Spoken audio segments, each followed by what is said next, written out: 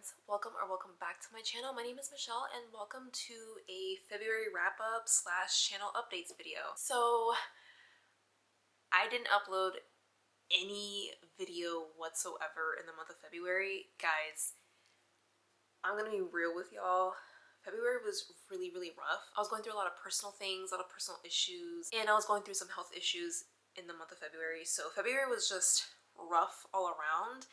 And I did start filming a reading vlog for February, but it just, no, it didn't work out. And I stopped filming and just let myself process February. And I did end up reading 3 books. But before we get to my 3-book February wrap up, I wanted to give you guys the quick channel update. It's not anything crazy. As you can see, I changed my channel name from Michelle Says It All to Michelle Is Reading. And the reason why, again, it's not that deep. When I started YouTube, I genuinely didn't know what to name my channel. So I was like, well, I talk about everything. So I'm just gonna name my channel Michelle Says It All. I never really vibed with that channel name. I didn't care for it. I was like, whatever about it. And as I started filming more and, you know, being more on YouTube, I was like, I want to change my channel name. And I wanted something short and sweet, short and simple. And I thought Michelle Is Reading is perfect because it genuinely reflects what this content is. I just really do be reading. That's all I do. And I know I've talked about other nerdy stuff, like I've talked about video games and whatever, but I, for the most part, just talk about books on here. And yeah, I talk about like other things this much. So I'm like, Michelle's reading for now, and I don't plan on changing my channel name again for the foreseeable future. So I think that is the permanent name for the YouTube channel. And I know I've mentioned this before, I'm still working on making themed videos because I do really enjoy the reading vlogs. I think they're fun. I have fun making them, but I also just want to sprinkle in like fun creative ideas. And I think the themed video ideas that I have, the themed reading ideas I have, are gonna be fun. I've been working on a list since last year, and I'm really excited to start working on these themed videos. It's just the only problem that I'm having is that, you know, I work 9 to 5, and it's really hard to juggle work and then other personal stuff and then YouTube, and that's when it gets a little tricky for me. But I really am passionate about this channel, and so I'm like, okay, we are going to set time for YouTube, for sure, and definitely set time to work on these themed videos. So that's definitely something that's coming up, and that's a goal of mine for this channel. So that is coming up sometime this year, for sure. So that's that, and that's really it for the channel updates. It's, like I said, it's nothing crazy. So for reading updates, I only read a grand total of 3 books in the awful month of February. So instead of a reading vlog, let's do a reading wrap up. And I have the book downstairs. I don't feel like grabbing it, but this doesn't count as a read because I soft DNF this on Storm.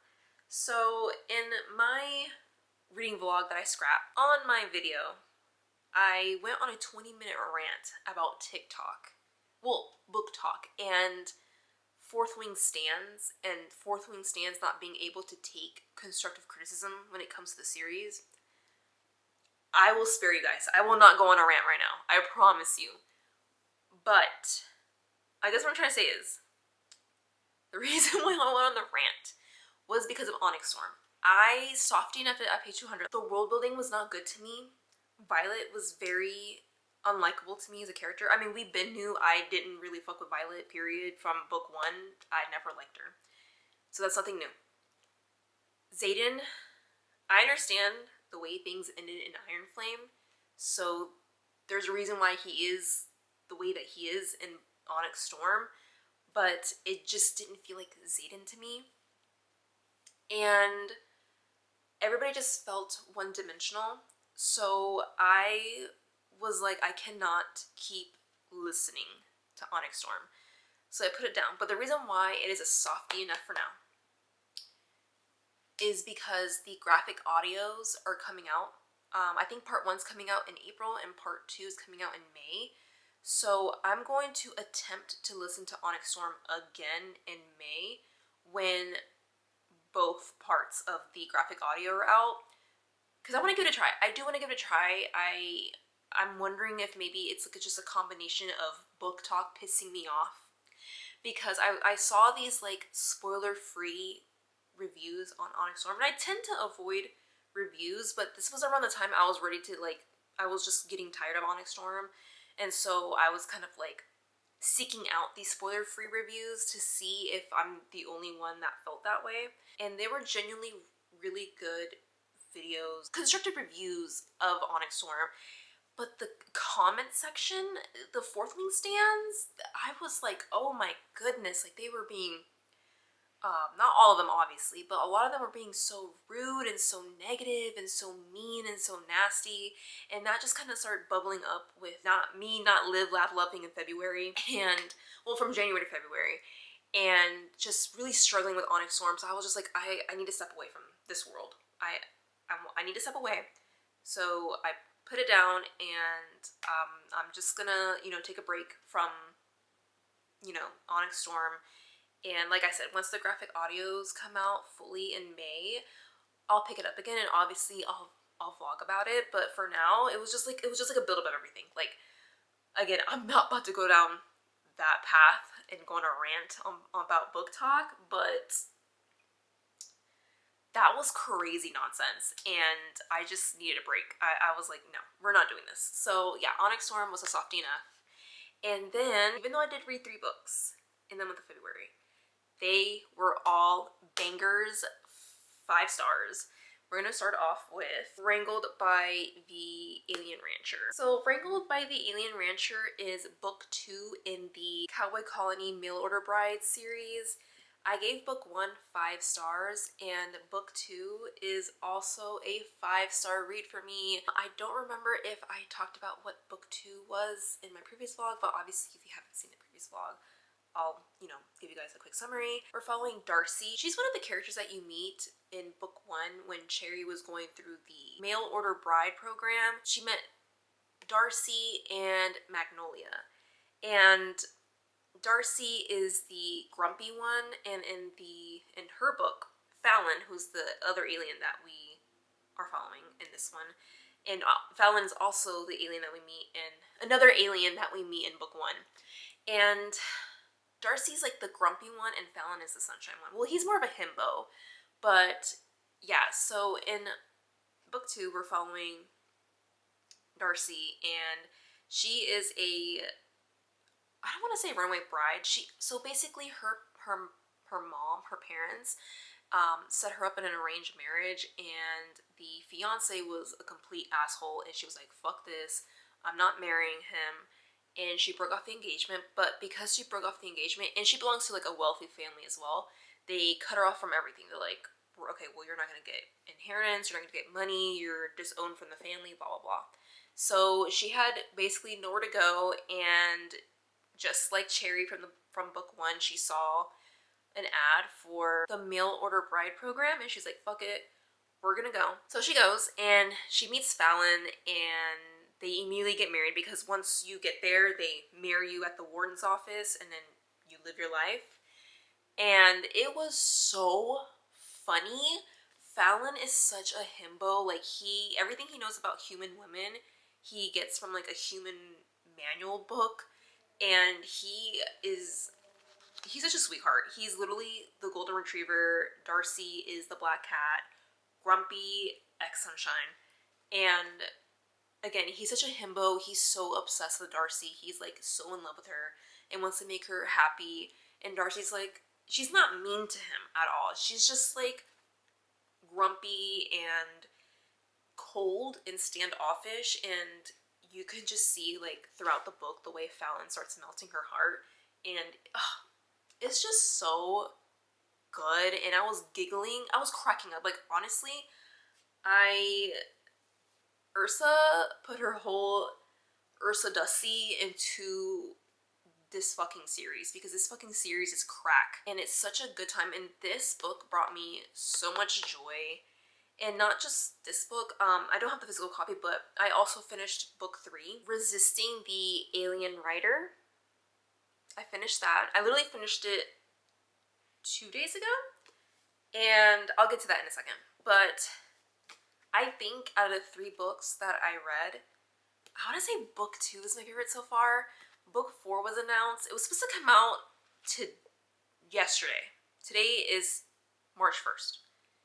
Yesterday is February 28th. It was supposed to come out yesterday, but the author, Ursa, she made an Instagram post, and I think she moved the publishing date for book 4 to the end of March, so I'm super excited about that. If you're looking for like a fun, fluffy alien romance / monster romance, I highly recommend this series.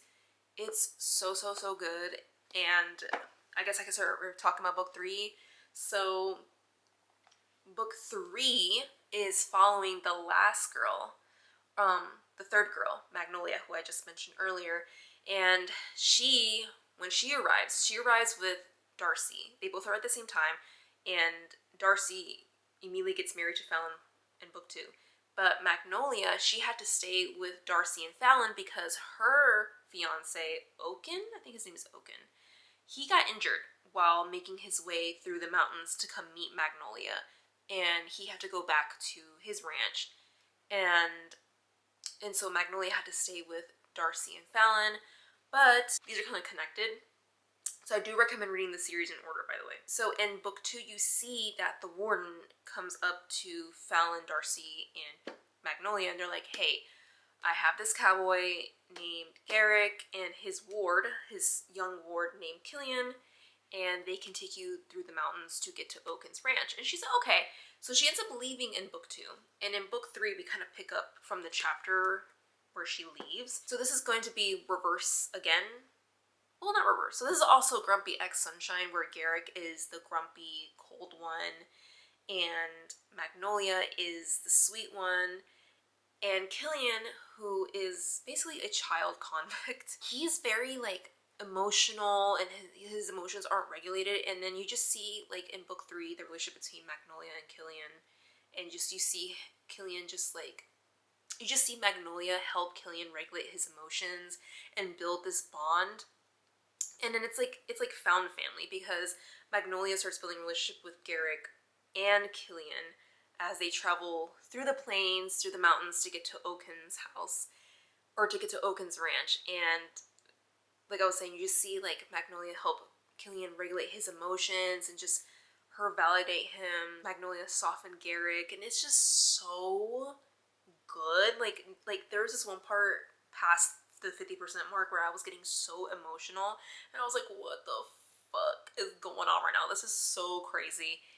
And that's all I'm gonna say, because I don't want to spoil anything else.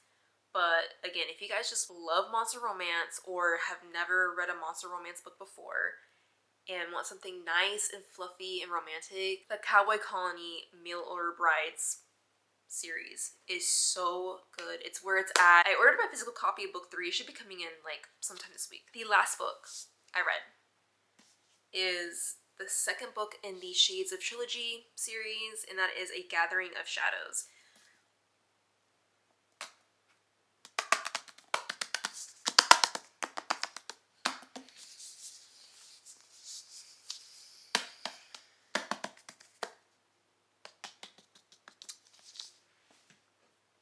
That's a good fucking book right here.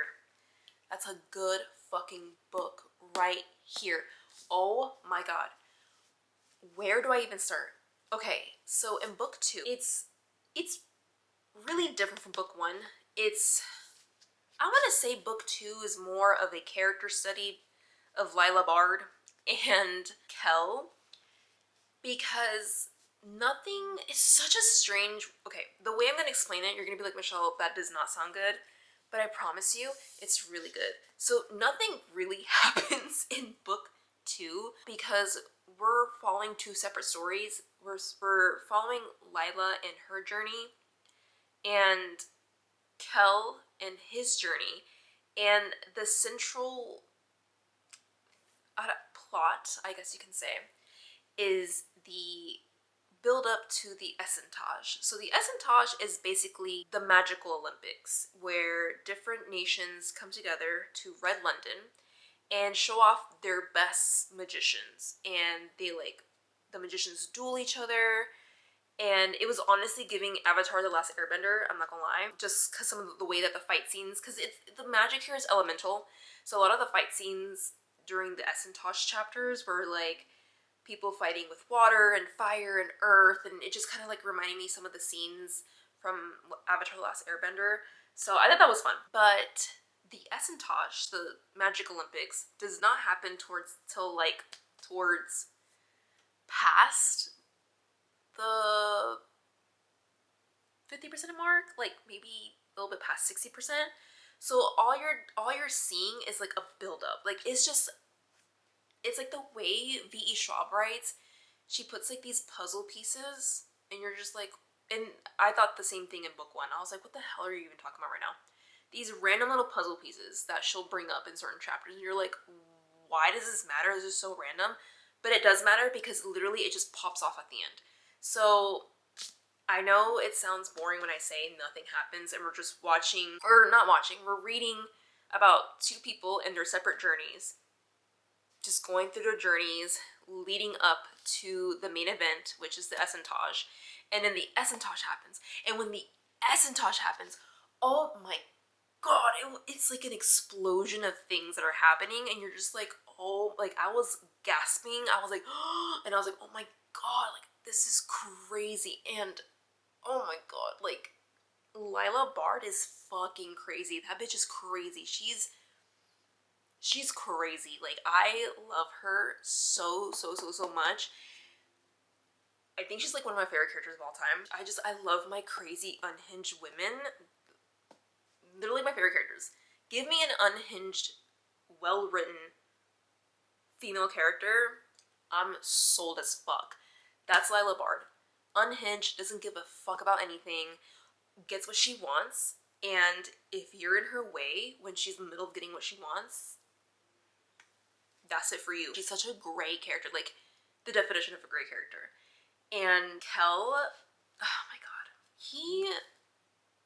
he's such a, in this book, he was so like mopey, but like not in an annoying way. I have to keep this vague so I don't spoil anything, but at the end of book one, some stuff happens that the king is very distrustful of him, and it wasn't necessarily all of his fault. So he's basically kind of suffering punishment slash consequences of that.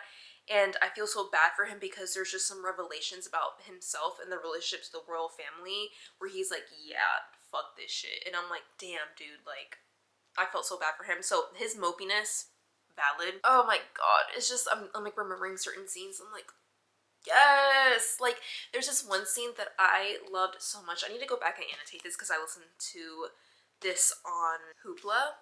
But there was this one scene where he went to Grey London to meet with the king, and the king, him and the king were visiting a grave. The Grey London's king, he's very religious, and he started to pray, and Kel isn't religious. In Red London, they don't really practice religion. I guess I can say they worship magic, but they don't worship a deity. And in Grey London, it's more, I guess you could say there's a mixture of the modern world because they talk about God, and I'm assuming Christian God. And so when Grey London's king is praying and notices that Kel isn't, he's like, are you not gonna pray? Are you not religious? And Kel's like, no, I don't do that. And then he's like, that's blasphemy. What God do you pray to? And Kel's like, I don't pray to a god.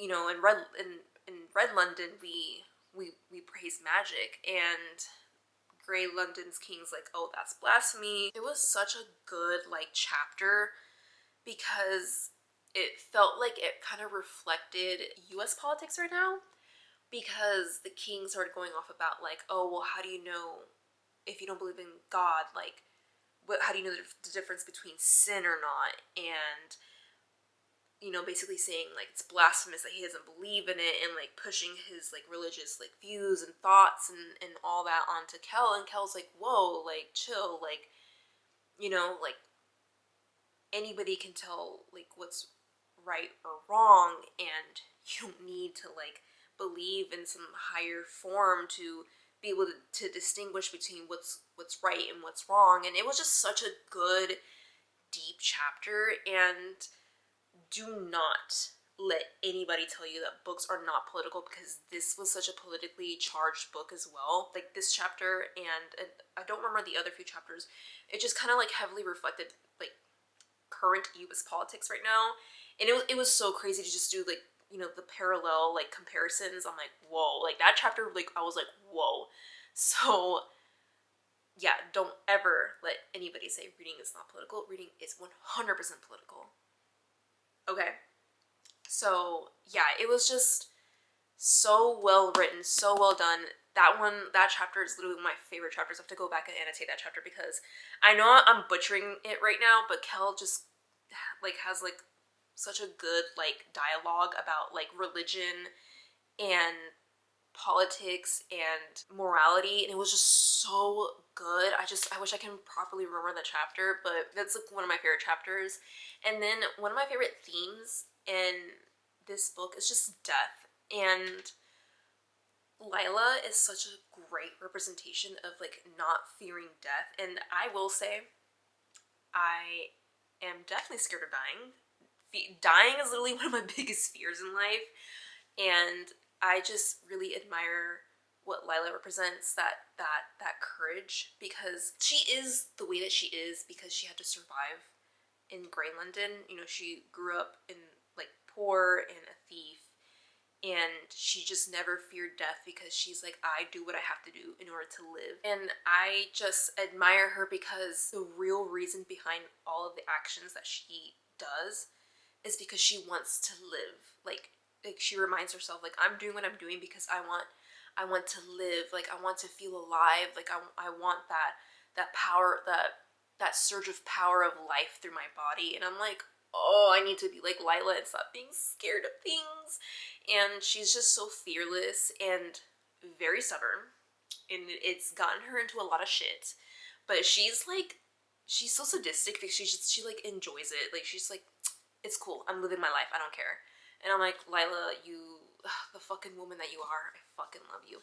Anyways, I'm gonna stop right now because I'm gonna keep going on and on and on about how much I love this book. But yes, it is very different because it's not that action heavy like book one.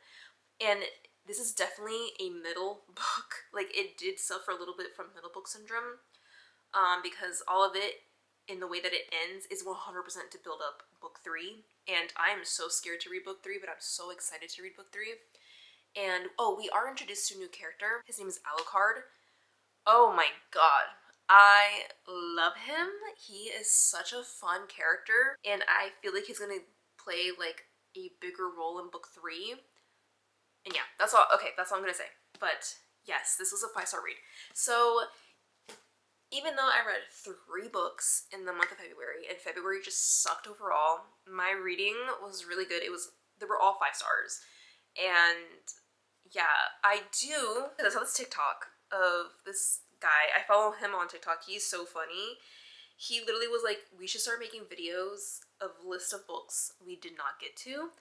And I was like, you know what, let me talk about the list of books that I was supposed to read, but I did not get to.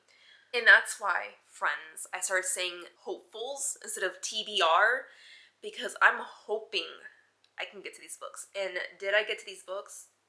I didn't get to all of them. So my February hopefuls, I don't know if you can see, were Onyx Storm, I Got Adopted by Aliens, and Now I'm Trapped in Rom-Com by Kimberly Lemming, Ringo by the Alien Rancher, Gathering Shadows, A Conjuring of Light, Heartstopper Volume 4 and 5, and A Psalm for the Wild Built. And that was a total of 7 books, and I only read 3 of the 7 books. Because Onyx Storm doesn't count. Even though I did read 200 pages of it, I'm not counting it because I just want to go back to it in May. Reading plans, I guess I can start saying March hopefuls, which I will make one for Instagram. I'll make an Instagram post about that. For sure, we are going to read A Conjuring of Light. That is happening. I already put it on hold, or not hold, but like I already borrowed it from Hoopla and I'm starting it this week. He is chunky. I think he's like, yeah, he's like almost 700 pages long, and I think the audio is like 19 or 20 hours long, but I listen to like 1.5 to 1.6 speed, so it's probably shorter than that, but it'll probably take me a week and a half to finish this. And then the next book I'm reading for March is I Got Abducted by Aliens and Now I'm Trapped in a Rom-Com by Kimberly Lemming. She's one of my favorite authors of all time. I'm so excited to dive into this, and probably as soon as I'm done filming, I'm gonna start reading this tonight. Spicy Cats Read, she went ahead and made it the Monster Romance book club for March, because we were all talking about it on her Discord. We're like, oh my god, like we were all excited for it. She's like, should I make this for March's Monster Romance book club? We're like, yes! She's like, okay! So yeah, we're all excited to read this. I'm so excited to start this. I don't know what else to read, guys. Like, I don't know. That seems to be it. I do have a book haul I want to show you guys. And I guess we can finally put my TBR jar to work, because I made my TBR jar so we can start working on it. So let me show you guys my little book haul. Okay, so my book haul that I have to show you guys. I was on a book buying ban, but then depression, and I needed like a serotonin boost for my depression.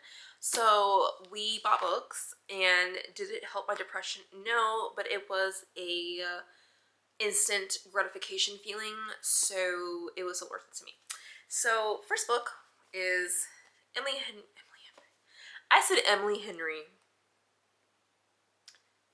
Wilde's Encyclopedia of Fairies. I don't know what this book is about, but one of the book talkers that I follow, her name is Bailey on Book Talk. I really like her channel, her account. She really liked this. She said it was cozy and fun and just about fairies, and this one lady who is, you know, she's a Cambridge professor.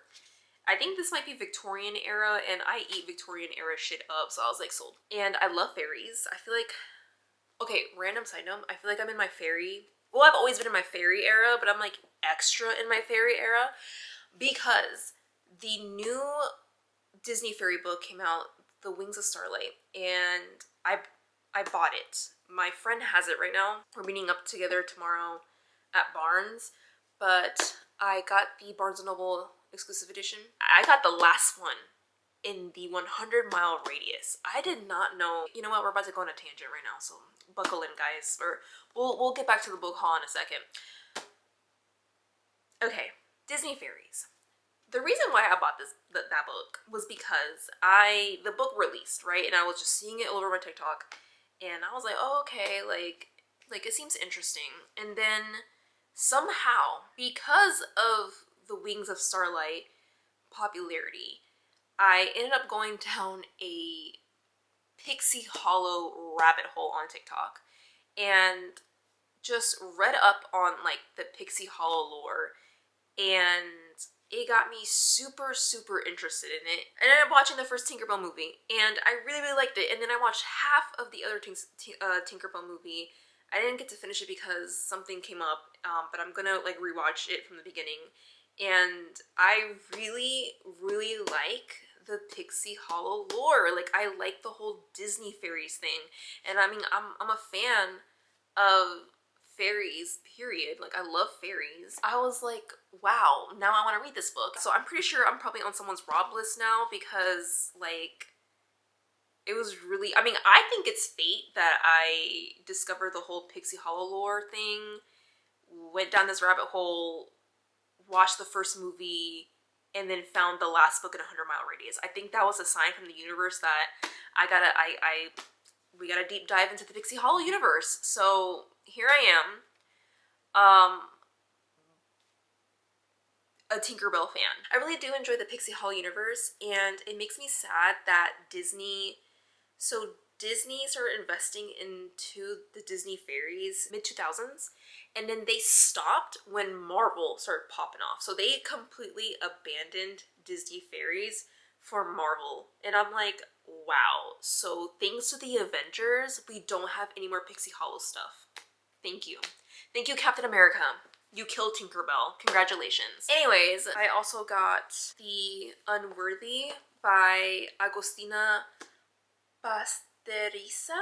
I'm probably saying her name wrong. She is the author of Tender is the Flesh. I think she's an Argentinian author. So these books, I believe, are translated from Spanish to English. I am really excited to read this one. This is like religious horror, and I love religious horror themes. They're so, if written well, they're really good. So I'm looking forward to reading this one. Next one, I'm, slowly collecting my physical copies of the Ice Planet Barbarian series. So I got Barbarian Mind, which is book 4. Book 3 or book 4? Damn, I don't even remember. Speaking of fairies, I got the special collector's edition of Crow Prince. The reason why I got this is because they just announced that they're making a collector's edition of Wicked King. And I was like, oh, okay, first of all, I love the Cool Prince trilogy. If y'all haven't read it, please read it. It is so good. That is real enemies to lovers romance. It's fantasy politics with a romantic subplot. So if you like your romance and fantasy to be a subplot, Crow Prince. Please read it. It's so good. This is the collector's edition of Crow Prince. And look how beautiful it is. It's like a velvet. And it has like the black sprayed edges. And there is some, oh my god, Jude and Cardin! Ah! Look at them! Look at this art. Ugh, please! And then for Valentine's Day weekend, my husband and I went to Second & Charles, which is like a very nerdy secondhand bookstore that has like music, vinyls, movies, blah blah blah. All the nerd stuff you can think of, it's in that store. And it's secondhand.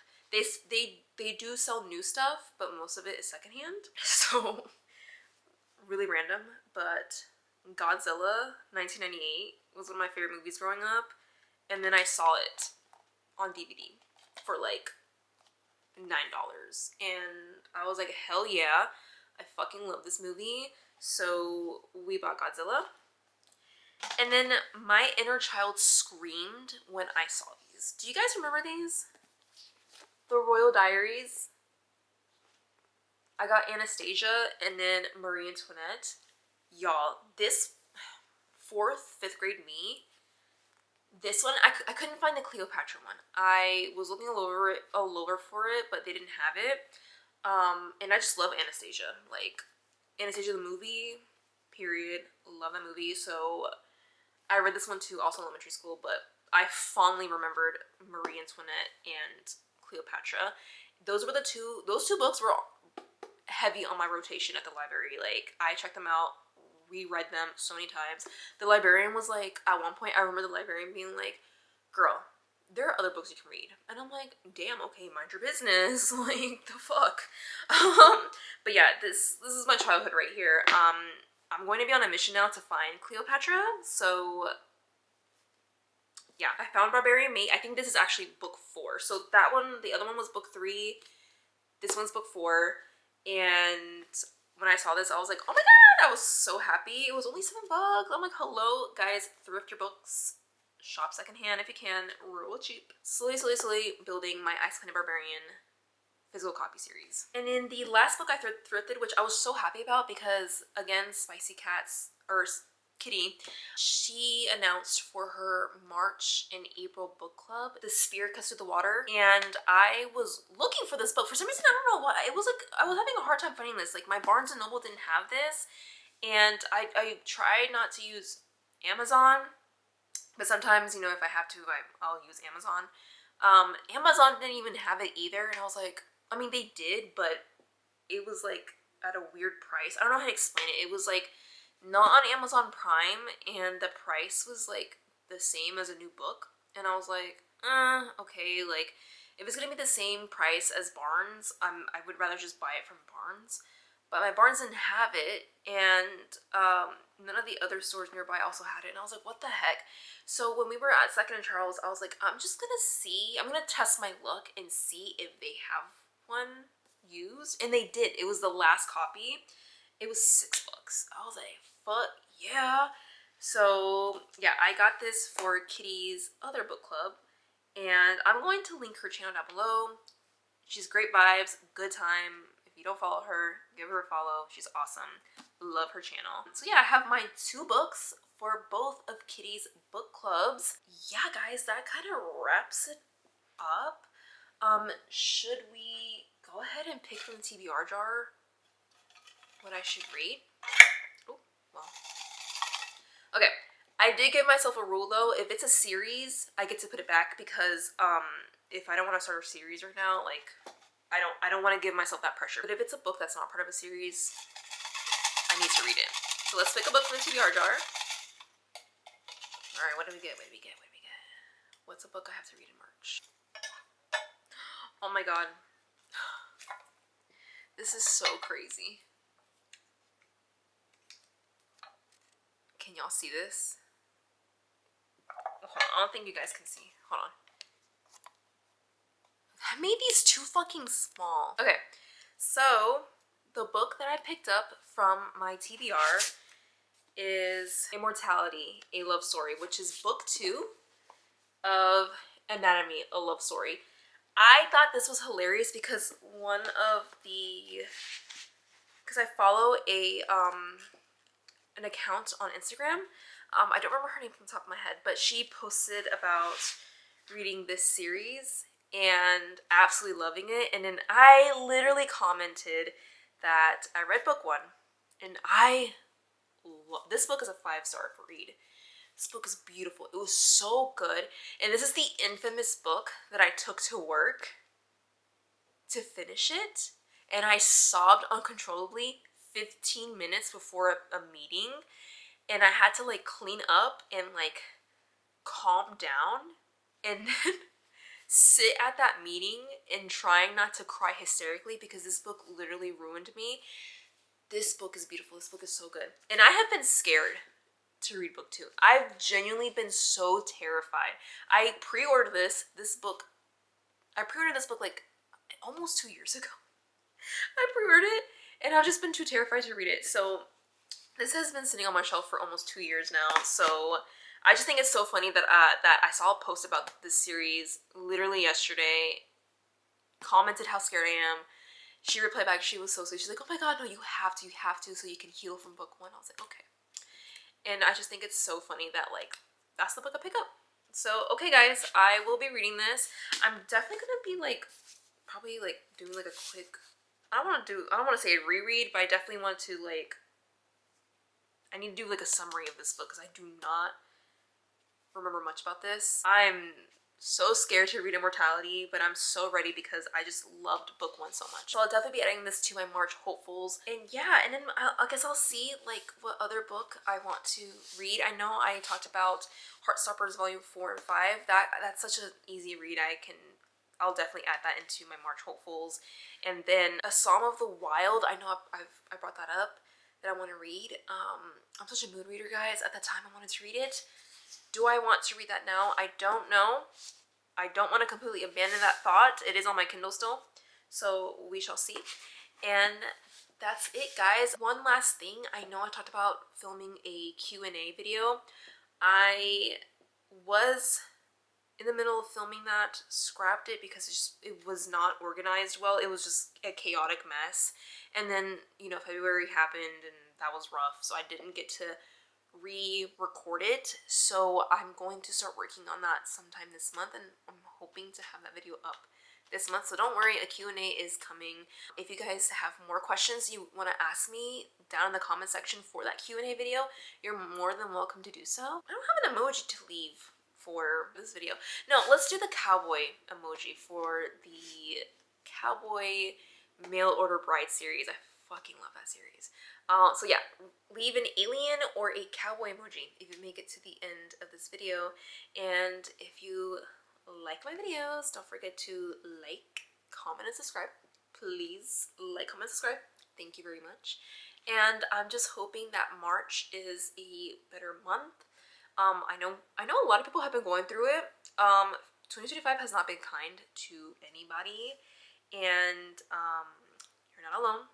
And I hope my channel brings some sort of joy and reprieve from life. Let's just hope that March is a better month and 2025 is just a better year. We'll see. And yeah, that's it for now, guys, and I will see you on my next video. Bye.